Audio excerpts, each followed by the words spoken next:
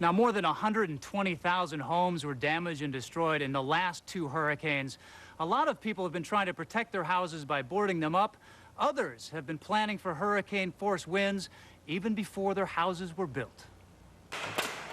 Hurricane-resistant houses are a burgeoning business. This North Carolina company says its modular homes do better in high winds because they're round. Our main proof that it holds up better is our history. And never once have we lost a home to a hurricane. The company hasn't tested its theory, but owners Roger and Vicki McGill in Port Charlotte are believers. Their round home, which cost them about what a conventional house would have cost, came through Charley with barely a scratch. We were surprised it did as well as it did because we saw what the storm had done to other people's houses. We have never been through a hurricane before ourselves, so we had no idea what real wind could do. And this place lost most of its tile roof. Some of that tile roof came over here. We're just extremely happy that the house did do what it was supposed to do.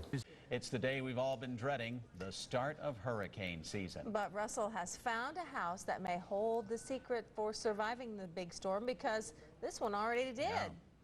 Rainy morning in Port Charlotte, the first day of hurricane season with Roger and Vicki McGill. Good to see you all. Thank you for letting us be with you this morning.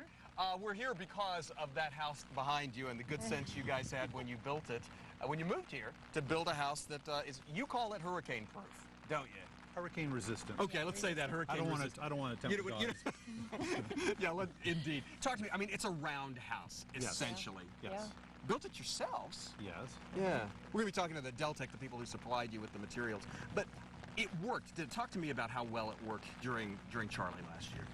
Well, it stood, it had no damage, and we also, when we came out of the house, didn't have the same life-threatening, fearful situation that all of our neighbors, or many of our neighbors did. We came out knowing that there'd been a bad storm, but we didn't hear the destruction that other people had talked about. And the best thing is we didn't have any part of the house go, so we didn't have any of the destruction inside the house. Because of the way of what Charley did, you really didn't have time to get away. So you stayed in the house, you wrote it out. Yes. Yeah, we did. We stayed right in there, and as did all of our neighbors. Yeah.